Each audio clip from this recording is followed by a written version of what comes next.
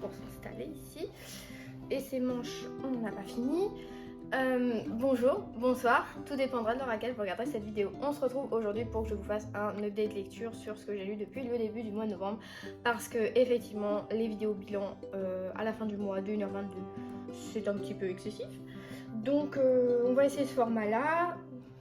Si ça plaît, tant mieux. Si ça plaît pas, tant pis. Mais je pense que ce sera plus raisonnable niveau durée de vidéo. Donc voilà, j'ai quand même eu pas mal, hein. Je dois être à 11 ou 12 livres je crois. Pour vous recontextualiser, ce mois-ci je participe au Hunger Books Challenge organisé par, sur Bookstar, organisé par Littérature Witch, La Retenche de Temps, Éveiller des mots et Liseuse compulsive. Donc c'est un challenge qui reprend un peu le système des Hunger Games à l'occasion de la sortie de nouveaux films. Donc pendant les 2 premières semaines de novembre, on avait les entraînements afin d'acquérir des compétences, etc. Je vais pas trop détailler parce qu'on sait jamais, s'il y a des gens qui regardent et qui participent, ils vont savoir ce que j'ai validé. Mais sachez que l'arène débute demain et que je suis sans doute, à l'heure qu'il est, probablement morte. Voilà, j'ai pas fait un pas, je suis déjà muerto. Bref, c'est parti. Il y a pas mal de suites de séries, donc comme ça on va pas trop s'étendre.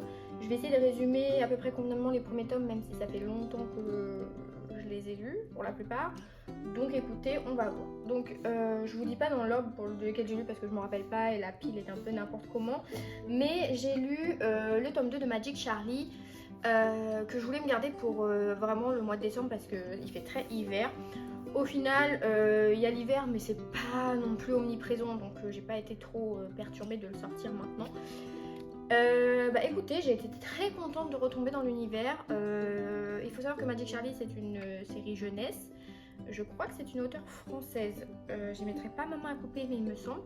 En tout cas, tout ça pour dire qu'on y découvre Charlie, qui est un petit garçon, un garçon parce qu'il a une douzaine d'années, qui va découvrir qu'il descend d'une famille de magiciens, car sa grand-mère est elle-même une grande magicienne, sa mère aussi, mais elle a plus souvenir de ses pouvoirs.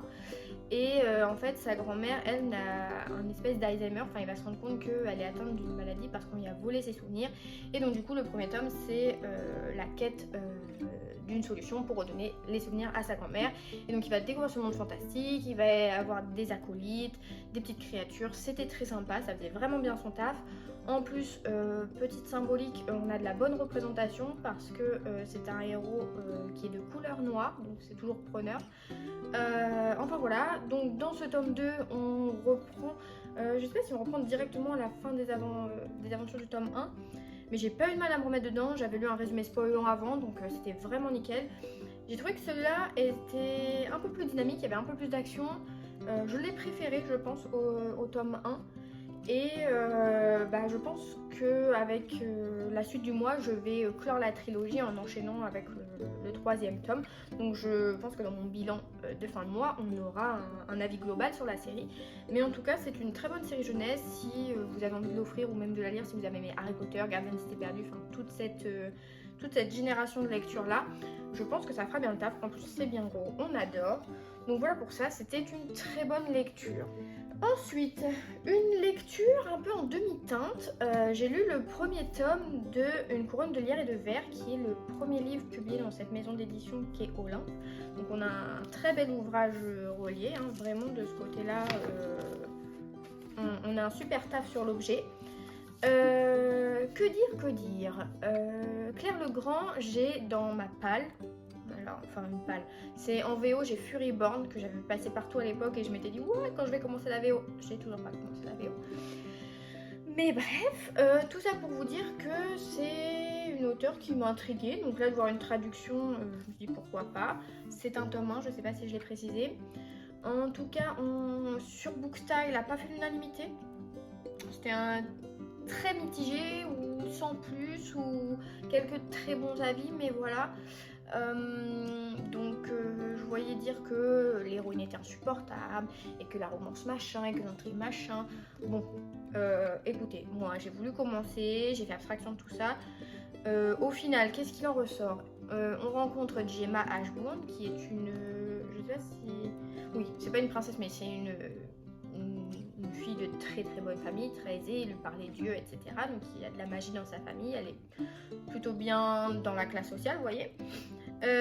Et en fait, il s'avère que par rapport à ses sœurs, elle, sa magie n'est pas présente et qu'elle en est même allergique et ça la rend malade. Donc ce qui fait qu'elle, elle peut juste se focus sur la vie de riche, quoi, genre les balles, les réceptions, les sorties, machin, les copains, les copines, les garçons. Donc jusqu'au jour où elle va tomber sur Talan, qui est un jeune homme. Sa famille connaître un déshonneur et lui voudrait rétablir sa réputation, donc pourquoi pas se rapprocher de la famille Ashbourne et comme sa famille fait du vin, je crois que c'est du vin, pourquoi pas passer par ce moyen pour que la famille Ashbourne commercialise et vende les mérites de ce vin et rétablir l'honneur, enfin voilà, tout un micmac. En plus, Gemma, elle va se rendre compte que quand elle est proche de ce type, ses problèmes vis-à-vis de la magie sont calmes. Donc, qu'est-ce qui se passe? On est intrigué. C'est un très mauvais résumé, je tiens à le dire. Alors, qu'est-ce que j'en ai pensé? Pour moi, c'est une bonne lecture. Le côté Gemma est insupportable, auto-centrée sur elle-même et tout, je trouve ça justifié parce que la cocotte, elle voit tout le monde autour d'elle qui a de la magie et tout. Elle approche la magie, elle vomit, littéralement. Donc ouais, elle se trouve belle. Moi, je vois pas le problème qu'elle ait confiance en elle. En plus, j'ai trouvé qu'elle était assez bienveillante avec les gens qui l'entourent. Enfin, elle est pas égoïste. Il y a des remarques que j'ai vues que j'ai pas trop comprises. Donc ma foi, moi, ça m'a pas dérangé. Je l'ai bien aimée. Elle m'a fait beaucoup rire. Il faut savoir également que dans ce livre, Trigger Warning, on a la représentation, c'est précisé au début du livre, hein, mais je le dis, je dirais peut-être pas de dépression, je sais pas, mais en tout cas angoisse, anxiété, automutilation surtout, et j'ai trouvé que c'était très bien fait. Pour avoir été et avoir connu des gens concernés, je trouve que c'est très bien fait, ce côté crise de panique, crise d'angoisse. La façon dont les gens réagissent autour d'elle, j'ai trouvé ça vraiment très avenant. Je trouve qu'il y a une bonne sensibilisation autour de ce sujet. Donc voilà, là pour le coup, c'était très bon. Pour ce qui est des autres personnages, j'ai beaucoup aimé. La romance, le love interest, bof, un peu fadasse. La romance, c'est un peu... Ouais, elle dégage rien. Il n'y a pas trop d'alchimie. Au début, oui, et après, il y a le soufflet qui retombe parce qu'il se passe certaines choses. Et ça devient un peu le bureau des pleurs. Ça chouine. Ah oui, mais je voulais pas. Ah, mais c'est pas grave, je t'aime quand même. Oui, mais tu peux pas m'aimer parce que j'ai fait ça. Oui, mais t'inquiète, pour la vie, on s'aime. Ah, pitié. Pareil, il y a une ou deux scènes de smut inutiles au possible. Ça dégage rien. Donc voilà, la romance pas folle. Après l'intrigue, il y a des choses prévisibles. J'ai envie de vous dire. Forcément, mais il y a des choses qui surprennent. J'ai trouvé ça quand même dynamique, des longueurs oui, mais j'ai trouvé qu'il y avait assez de rebondissements, enfin ça m'avait assez convaincu pour avoir envie de lire la suite. Donc voilà, j'ai hâte d'en savoir plus. Je vous le conseille. C'était pas transcendant, mais c'était pas mauvais comme certains peuvent le dire. Voilà pour celle-ci. Ensuite, je me suis mis à jour, tout est relatif, il y a 6 tomes. Le dernier n'a jamais été traduit, le 5e je ne l'ai pas, je n'en avais que 4. Donc je suis à jour dans mes étagères. Et je suis frustrée car j'aurais aimé avoir le 5 vu la fin de celui-ci. J'ai lu le tome 4 du Dernier Royaume, donc si vous avez suivi mes précédentes vidéos, vous avez vu que j'avais débuté cette série et que j'avais aimé de plus en plus. Ce tome ne déroge pas à la règle, j'avais mis un coup de cœur au tome 3 et celui-ci est un coup de cœur aussi et je pense plus que l'autre, donc ça se trouve l'autre passerait en 5 sur 5 et pas en coup de cœur, vous voyez ce que je veux dire. Mais celui-là était très bon, on reprend direct après les événements de la fin du tome 3, donc ça c'est bien, en plus c'était bien frais dans ma tête. J'adore la tournure que ça prend, la fin, what the fuck, je me dis qu'est-ce qu'on me fait là, mais j'en demande plus. La fameuse romance, je dis oui, genre vraiment là dans ce tome là, ça c'est un bon enemies to lover, vous voyez, là vraiment c'est ce que j'aime. Ça je trouve que c'est bien fait, ça c'est le genre de enemies to lover que j'aurais aimé voir entre, on va en parler plus tard, entre Lara et Arène du Pont des Tempêtes. Moi je m'attendais à ce qu'ils aient une relation comme celle-ci. Donc très bonne lecture, je ne m'étale pas, j'ai envie de voir la suite, qui va se repentir, qui va mourir, qui va vivre. J'ai mes petites idées, j'espère pas pour certaines, j'espère pour d'autres, nous verrons bien. Alors, ma lecture suivante, là par contre, c'est coup de cœur, coup de cœur, coup de cœur, ça ne dérogera jamais à cette règle. J'ai lu le premier tome de Threads of Power, qui est la nouvelle trilogie de V. Schwab, qui prend place dans l'univers de Shades of Magic, qui est une autre de ces trilogies. Il faut savoir que moi, V. Schwab, si Shades of Magic c'est coup de cœur intergalactique, dans ma vie, je pense que c'est top 3 saga préférée, vous voyez. Il faut savoir que j'ai essayé autre chose d'elle et ça n'a pas fonctionné. Vicious, j'ai lu le premier tome, c'était bien sans plus, j'ai trouvé ça peu développé, peu exploité, ça m'a pas transcendé. Il y avait un personnage qui avait un potentiel, mais j'ai trouvé ça très confus. Et alors, La vie invisible d'Adi Larue, pardonnez les adeptes, j'ai détesté. C'était d'une longueur, l'éternité, même Edward Cullen, il en veut pas à ce tarif. Hein. Vraiment, j'ai trouvé ça long, décousu. Il n'y avait pas réellement d'intrigue, il se passe pas grand chose. Le personnage que je préfère, on ne voit pas. Le Henry, il est fadasse. La Adi, elle est chiante. Donc ça ne l'avait pas fait pour moi. Pour vous dire, je ne l'ai même pas revendu, je l'ai carrément donné le bouquin. Donc non, j'ai été restée sur Shades of Magic. Je reste convaincue par Shades of Magic et d'autant plus avec ce tome qui est une sacrée bricasse. Donc je vais pas vous spoiler ce tome là. Juste pour vous contextualiser, on se retrouve 7 ans après les événements qui se sont passés dans le tome 3 de Shades of Magic. Donc pour moi, il est indispensable de lire Shades of Magic avant parce que sinon vous allez passer à côté de plein de choses, des plus ou moins gros détails, subtilités, références. Et je pense qu'on peut pas le lire. Enfin, je trouve que lire Shades of Magic après ça, c'est le soufflet qui retombe parce que vous allez être tellement spoilé que voilà. Donc vraiment lisez Shades of Magic, vous ne serez pas déçus. Si vous êtes déçus, venez me demander réclamation comme d'habitude. On trouvera un arrangement. Pareil, je pensais que du coup, comme c'était 7 ans après les événements, je m'étais pas trop penchée à la sortie. Je m'attendais à ce qu'on retrouve l'univers de Shades of Magic dont je vais vous parler après et que ce soit une nouvelle intrigue, des nouveaux personnages et qu'on ait des références aux personnages de la première trilogie mais sans plus. Et en fait, non. Et c'est là le truc qui m'a fait trop aimer, c'est que les personnages de la première trilogie prennent place à part entière dans ce livre, dans cette intrigue. Et j'ai adoré les retrouver, vraiment c'était trop bien. Donc il y a des gens qui ont dit qu'il y avait quelques longueurs, moi je trouve pas. Je trouve que justement c'est très bien équilibré entre flashback d'il y a 7 ans pour comprendre du coup ce qui s'est passé entre deux et le présent au moment de l'histoire. J'ai trop hâte de lire la suite, vraiment, voilà. Donc Shades of Magic, pour ceux qui ne connaissent pas, on est dans un univers de fantasy où on a 4 Londres. Donc Londres gris c'est le nôtre, il n'y a pas de magie, rien du tout. Le Londres rouge où prend place Shades of Magic et Threads of Power, c'est la magie c'est ok, c'est super, c'est merveilleux. Vous avez le Londres blanc où la magie est rare et si on l'utilise, c'est à risque et périls, vous voyez. Et du coup le Londres noir, que la magie a dévoré, donc du coup elle a été anéantie. Et dans Shades of Magic, on retrouve Kel, qui est un magicien de sang, l'un des derniers, et qui lui a le pouvoir du coup de voyager à travers les Londres.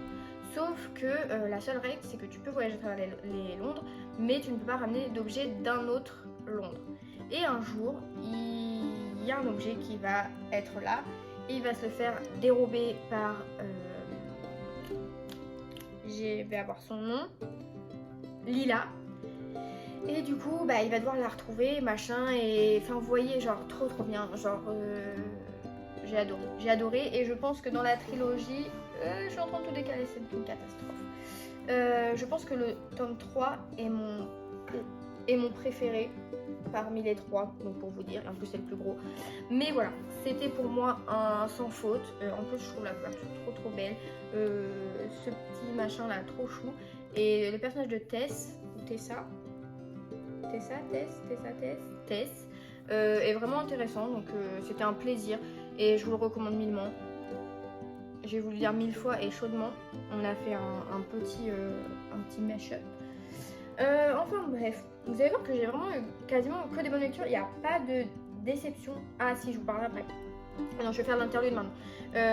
J'ai fait des relectures et des lectures pendant ce mois-ci, donc les relectures, je vous en parle pas parce que ça compte pas dans ma palle. Pareil, j'ai fait d'autres lectures qui étaient hors palle, mais qui étaient nécessaires pour valider des choses dans le challenge, donc j'en parle pas non plus parce que ça m'a pas transcendé. Parce que par exemple, j'ai lu le tome 2 d'Illuminae parce que j'avais lu le 1, mais je l'ai pas en physique et je poursuivrai pas la saga, donc on s'en fiche. J'ai lu... Ah oui, ah bah, il est où? Ah là, bon bah je vais vous en parler maintenant. J'ai lu Golden Sun. Alors, il faut savoir que Red Rising, j'avais aimé, mais sans plus, et c'était très complexe comme univers, ça m'avait un petit peu dérouté, il fallait vraiment être concentré pour saisir toutes les subtilités. Et je me suis dit, bah là c'est l'occasion de poursuivre, donc j'ai pris et j'ai pas du tout aimé. Genre vraiment, ça l'a pas fait avec moi, c'était...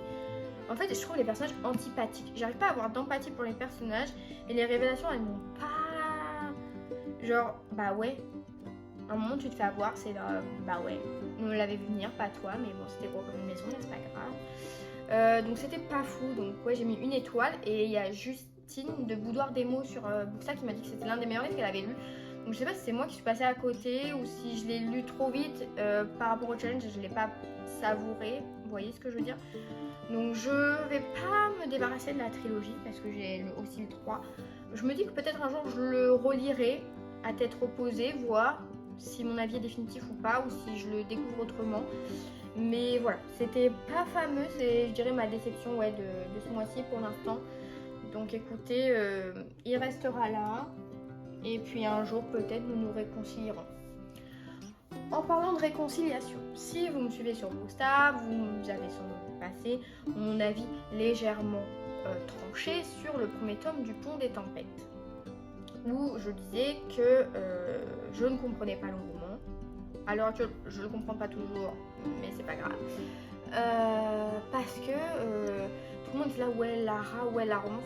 Pardon, on n'a encore une fois pas lu le même livre, je pense. Je pense qu'on me donne des livres où le contenu n'est pas le même que ce que vous lisez. Parce que là, Lara, la meuf badass et tout, elle est chiante, elle est sotte, ma parole, ma parole, ma parole. C'est pas possible d'être pénible comme ça. Vraiment, elle tourne en rond. Et après, bah, comme on revient à la même personne, Poppy dans le sang et la cendre, le tome 1, qui voit et entend des trucs et elle dit rien, elle garde ça pour elle et après elle vient s'étonner que ça dégénère. Là, c'était pareil dans le Pont des Tempêtes. Franchement, j'ai trouvé qu'il se passait rien. Le Pont des Tempêtes, il est là, tu sais pas pourquoi, il n'y a pas de contexte. Ok, c'est un pont commercial, mais... Enfin, je sais pas. Le contexte était confus pour moi. Et alors, la romance, fadasse au possible. Le harem était un peu intéressant, mais voilà. J'ai trouvé qu'ils n'avaient pas d'alchimie, il n'y avait rien entre eux. Et par contre, ce qui m'avait convaincu, c'était vraiment les personnages secondaires. J'avais vraiment adoré les personnages secondaires et j'en voulais plus. Et le dernier chapitre m'avait convaincu parce que c'était ce que j'attendais de voir tout au long du livre et je l'avais pas eu. Donc voilà. Donc je me suis dit, je ne me laisse pas abattre, contrairement à d'autres sagas où j'abandonne dès le tome 1 et le tome 2, c'est ciao. Là, je me dis, je vais persévérer parce qu'il y a peut-être quelque chose à en faire. Et j'ai donc lu La Reine Traîtresse. Et nous sommes maintenant, le Pont des Tempêtes et moi, et Daniel Jensen et moi, réconciliés. Oui, mesdames et messieurs, parce que ce tome 2 est bien meilleur que le premier et il a répondu davantage à ce que j'attendais, ce que j'escomptais de cette série. Donc, le Pont des Tempêtes, en gros, on avait Lara avec ses sœurs qui étaient entraînées pour devenir des vraies armes de guerre, en gros, pour se marier au roi d'Itikana, donc Arène. Et bah, du coup prendre possession du Pont des Tempêtes et prendre le contrôle sur tout et machin. Sauf que forcément ça se passe pas comme prévu parce qu'au final il est pas qui on dit qu'il est, machin et tout, enfin voilà. Et puis en plus elle tombe amoureuse, blablabla. Ok, donc là on reprend directement après ce qui s'est passé dans le tome 1, vraiment direct après. Et on est direct dans l'action. Et moi c'est ce que j'ai aimé, c'est ce qui m'avait manqué dans le premier, c'est que là on a vraiment de l'action tout le temps.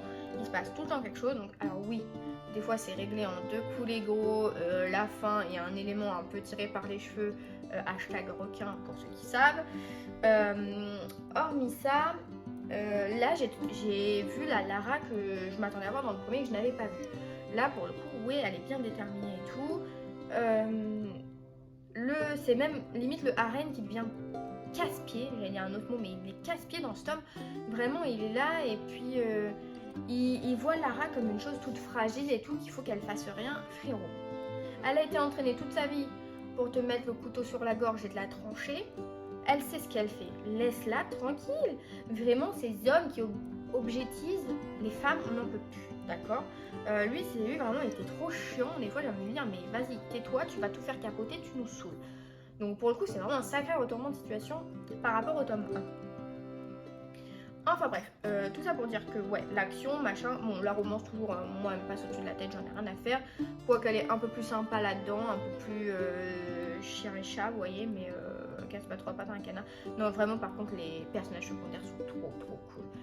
Moi, c'est ce que j'ai adoré, encore une fois, ils m'ont totalement convaincue. Et j'ai hâte de voir la suite, même si apparemment, à partir de la suite, on ne suit plus les mêmes personnages. Donc, est-ce que ça va être un mal pour un bien? Je ne sais pas. Mais écoutez, pour l'instant, je vous conseille cette série. Moi, le tome 1 m'a pas convaincu, mais ça a été le coup de cœur pour beaucoup de monde. Donc, ça se trouve, mon avis ne sera pas similaire au vôtre. Donc, faites-vous votre propre avis, voilà.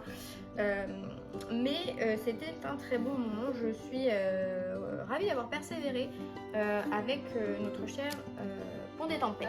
Alors là, ma meilleure surprise pour l'instant sur tout ce que j'ai lu, je m'attendais pas à autant aimer.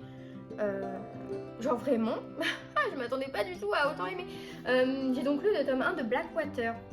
Comment vous dire? Comment vous décrire déjà Blackwater? Parce que sur les réseaux et même en librairie quand c'est arrivé, c'était un petit peu un ovni, un petit peu un what the fuck. Parce que c'est présenté un peu dans l'horrifique et à la fois saga familiale et secret de famille, vous voyez, il y a des petits trucs. Et du coup, je savais pas où le placer. Et de l'avoir lu, je comprends maintenant que les gens ne sachent pas comment en parler.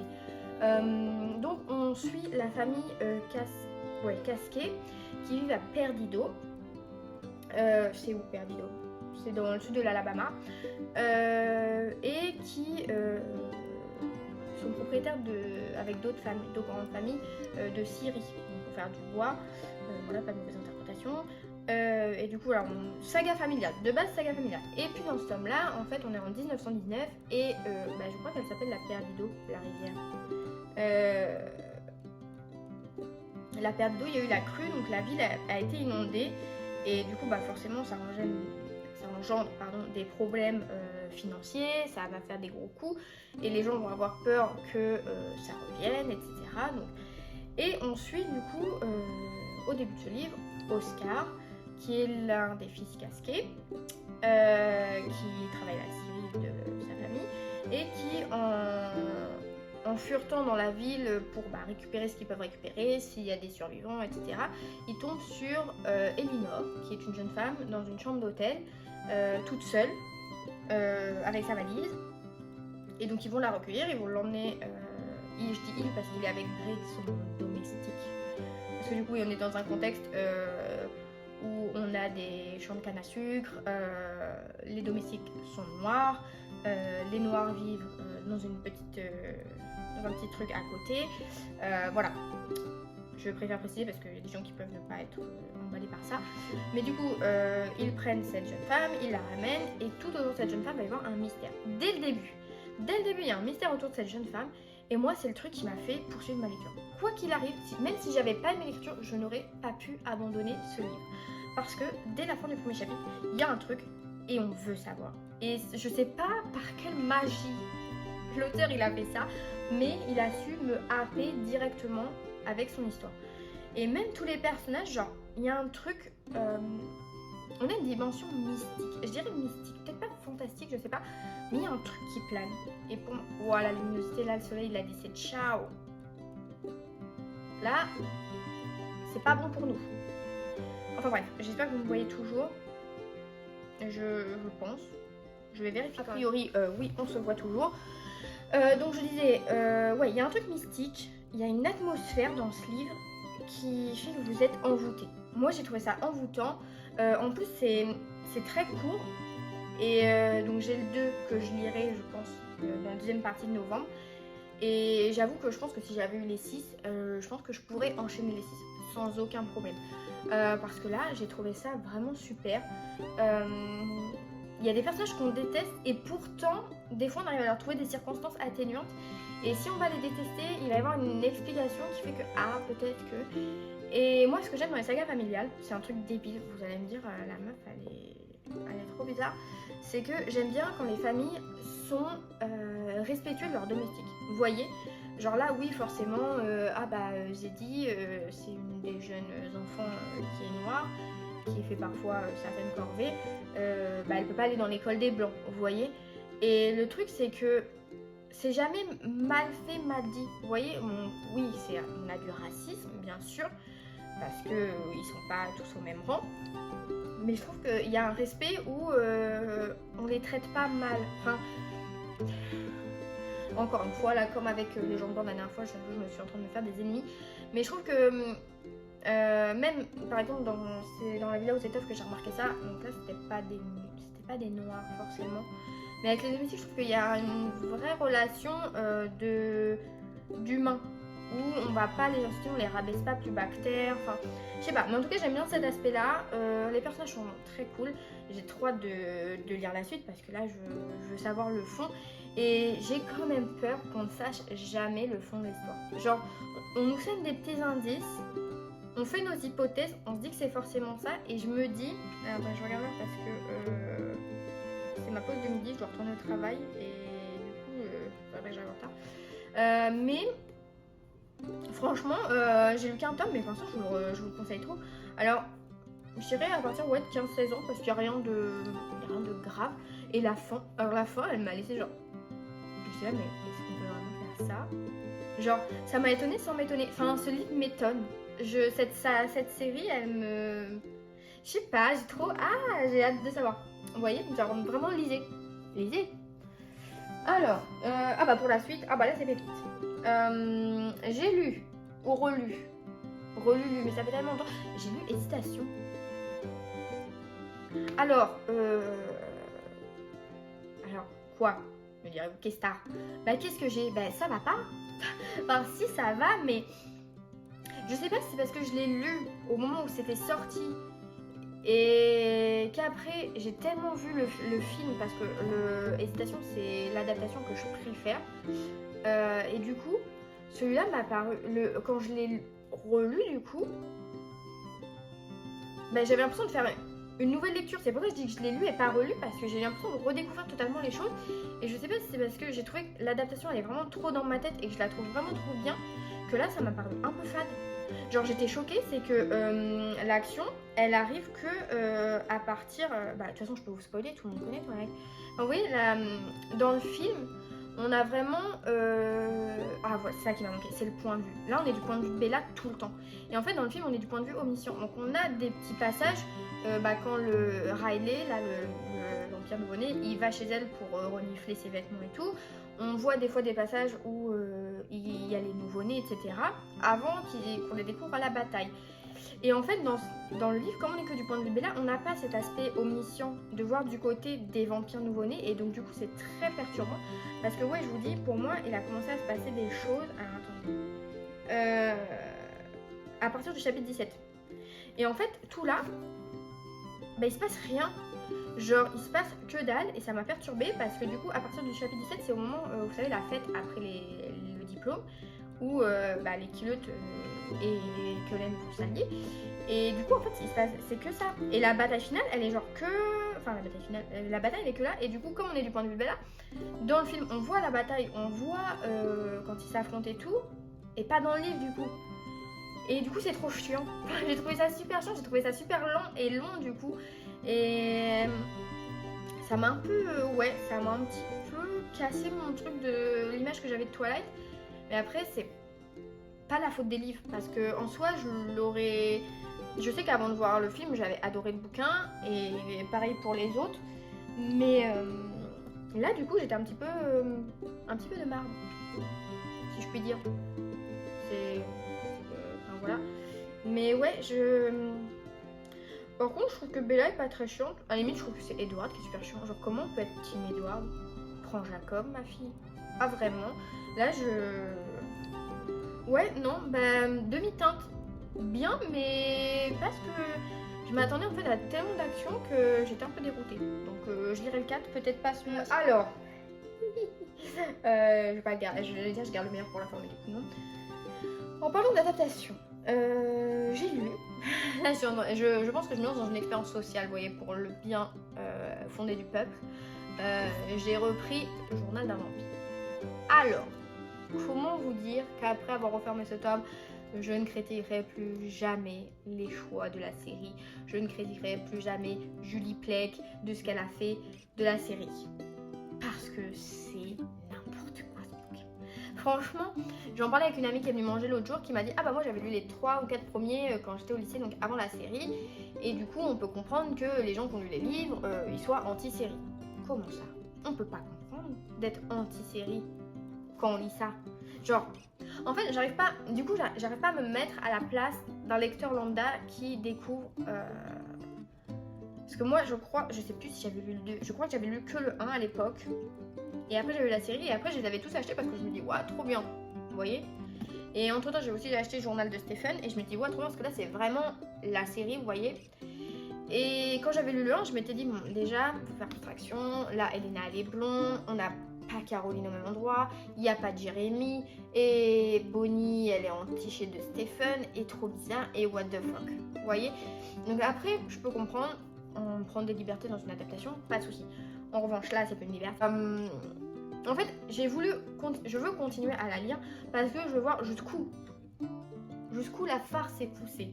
Vous voyez ce que je veux dire? Genre, il y a tellement de choses dans la série qui sont bonnes, des personnages qui ont du charisme, je vais y revenir, des intrigues qui sont plutôt cool. Et en fait, ça va. J'ai l'impression qu'en ayant lu 2 tomes, tout va trop vite. Et c'est vraiment la fête. C'est vraiment... genre, et tous les éclats, paf, paf, paf, et tout est remis ensemble. Trop bizarre. Trop bizarre. Après, je dirais pas, l'écriture me gêne pas en soi parce que bah, c'est une écriture assez simple. Mais voilà, il y a beaucoup de dialogue, donc ça se lit très vite. C'est pas ça qui m'a le plus dérangé, c'est vraiment le fond. Le fond où j'arrive pas à voir le rapport entre, à part des prénoms, pour l'instant je vois pas le rapport. Genre c'est tellement éloigné l'un de l'autre, toujours trop bizarre. Genre là dans ce tome là, on a Klaus. Et comment, genre vraiment je crie au génie pour le personnage dans la série, parce que le Klaus ici, ah non. Comment ah mon dieu, il est nul. Genre, enfin bref, genre, bah je vais pas enfin je sais pas si je peux vous spoiler, enfin si c'est considéré spoil ou pas parce que ça n'a pas de rapport avec la série, mais si vous voulez lire ça, je vous le conseille pas, mais si jamais vous aussi vous voulez tenter de voir le carnage jusqu'où il s'étale, mais je suis dépitée. Je suis pas dépitée, mais en fait je suis curieuse de voir la suite, donc je pense que ce mois-ci peut-être selon ce qui va advenir, peut-être que je lirai le 3 et le 4, mais j'irai au bout parce que je veux vraiment voir jusqu'où le bouchon a été poussé. Mais la série est incroyable. Ah vraiment, là on peut plus reprocher quoi que ce soit à la série après avoir lu ça. Voilà. Après, peut-être que si j'avais tout lu avant et que les lecteurs qui ont lu ça ont été dégoûtés. Mais en fait, quand j'ai lu ça, vous voyez, genre quand il y a Klaus par exemple, j'ai pas ressenti ce que j'ai ressenti en voyant Klaus dans la série. Vous voyez, ça dégage rien. Là, l'histoire, elle dégage rien. Genre, je la lis, y a pas... c'est niais. C'est cucu. Alors, on dit que la série est cucu, mais là... Enfin, bref. Pas mémorable, mais... vous aurez mes avis sur les mois à venir parce qu'on va persévérer, on va aller au bout de l'expérience Journal d'un vampire version livre. Voilà. Peut-être que ça pourrait déboucher sur une vidéo livre versus série TV, je ne sais pas. Vous pouvez toujours me dire si jamais ça vous intéresse. Mais pour ma part, il faudra savoir qu'il y aura des spoils. Voilà. Et pour conclure, ça va aller vite parce que du coup, j'ai lu 3 livres de la même série. J'ai lu les tomes 2, 3 et 4 de L'Apprenti épouvanteur de Joseph Delaney. Donc L'Apprenti épouvanteur, c'est une série où on a un épouvanteur et un jour, le 7e fils d'un 7e fils peut devenir son apprenti. Donc la maman de Tom Ward, qui est notre protagoniste principal, va confier son fils du coup à Monsieur Grégory, je crois que c'est John Grégory, pour le former au métier d'épouvanteur. Et donc on va le suivre dans son apprentissage et derrière c'est marqué ne pas lire la nuit et c'est tout à fait vrai. C'est un livre à partir de 12 ans, 12-13 ans je dirais parce que c'est quand même très sombre. Genre vraiment, autant le 2, il y a des petits trucs j'avoue, je lisais en diagonale des fois parce que c'était un peu dégueu. Et j'étais là, et voilà. Et le 3 est aussi un peu, je dirais moins, peut-être le 3 moins. Mais en tout cas, le 4, vraiment, il y avait des trucs un peu dégueux. Enfin, il y a toujours des trucs un peu dégueux, mais c'est bien fait. C'est pas gore, vous voyez. Mais je trouve ça très chouette. J'ai bien aimé mon plongeon. Je pense que c'est une très bonne série jeunesse pour débuter si on aime cette ambiance un peu sombre et qu'on peut pas lire Stephen King. Voilà. Vous avez des chairs de poule. Je pense que l'apprenti épouvanteur, ça marche aussi très bien. Je pense que je vais lire les 5 et 6 que j'ai dans ma palle, pareil, au cours du mois. Donc on n'est pas sans en reparler. Mais pour l'instant, je suis convaincue. J'aime bien suivre Tom. C'est un personnage que j'aime beaucoup. En revanche, la Alice, là, la gonzesse, la nana, qui fait que le mettre dans le pétrin, et après elle chouine, et après non mais Tom, faut qu'on soit amis, fais-moi confiance. Je peux pas me la blairer celle-là. Je la déteste. Voilà. Donc d'ici à ce qu'elle me fasse changer d'avis, on n'y est pas. Hein. Parce que là, pour l'instant, dans les 3 là, non merci madame. Donc écoutez, ma foi, voilà, je pense qu'on est dans les temps, je vais pouvoir aller au travail bientôt. Ah non, bah non, je suis bête. Bah non, bah vous voyez, quand j'ai pas un livre en physique, ça me perturbe. J'ai lu Serpent and Dove, le tome 1. Donc je l'ai pas en physique là. Mais j'ai lu Serpent and Dove, le tome 1, pareil dans le cadre du challenge. Ma foi, j'ai bien aimé. J'ai bien aimé. Je ferai un insert de la couverture, mais vous n'avez pas pu passer à côté de cette très belle couverture. Où on retrouve du coup, je vais plus avoir les prénoms par contre, je vais plus avoir les prénoms, bref, une nana qui est une sorcière mais qui du coup se cache, ne le dit pas pour se préserver parce que on a des chasseurs de sorcières, une espèce de milice un peu, qui est dévouée à Dieu. Je sais pas si je peux le présenter comme ça, mais en gros ils sont très focus sur la religion, donc ils font pas d'excès et tout. Leur truc c'est de se débarrasser des sorcières parce que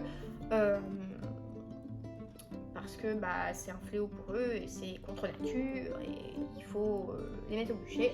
Donc notre sorcière qui se cache et notre chasseur de sorcières vont devoir coopérer ensemble. Enfin bref, tout un micmac et je m'attendais à quelque chose de très sombre. Et en fait, pas du tout. Il y a beaucoup d'humour. La personnage principale a beaucoup d'autodérision. Elle prend tout à la légère et je m'attendais pas du tout à ça. Je m'attendais vraiment à un récit très sérieux. Et en fait, il y a une part quand même... Enfin, j'ai passé un moment, c'est léger, ça se lit très vite. Ça m'a étonnée d'ailleurs. Mais j'ai bien aimé la romance. Parce qu'il y a une romance, forcément. Où pour une fois, le mec est pas... vous voyez, comme il est dans les ordres de par son métier, la religion, donc pas de femme et tout, il y a vraiment ce côté-là. Et j'ai trouvé que c'était vraiment bien amené et ça change de voir cette façon de voir parce que notre héroïne, elle va lui faire des punchlines et elle va lui faire des blagues parfois un peu tendancieuses et lui il va pas tout capter, il va être mal à l'aise et c'est très drôle. L'intrigue est sympathique, après voilà, elle casse pas 3 pattes à un canard, mais je lirai le 2 avec plaisir. C'était une bonne découverte. Donc voilà, ça fait très longtemps de pas avoir de livre pour parler d'un livre, mais tout ça pour dire qu'on a fait le tour. Donc j'espère que je vous ai pas oublié de vous parler de livre, de toute façon on verra bien au bilan. Mais sur ce, moi je vais retourner travailler. Je vais espérer rester en vie dans l'arène du Hunger Books Challenge. Et puis on se retrouve bientôt pour une autre vidéo. Parce que je vais essayer d'en préparer d'autres pour Noël. Peut-être des vidéos roco, je sais pas, on verra. Mais sur ce, ouais, je vous souhaite de belles lectures. Moi j'en ai des belles qui m'attendent, je pense. Je croise les doigts parce qu'il y a des sacrés parfums, donc si ça me plaît pas, je vais être très déçue. Mais sur ce, je file travailler. Je vous souhaite une bonne journée, ou une bonne soirée, ou une bonne nuit, ou un bon matin. Voilà. Salut!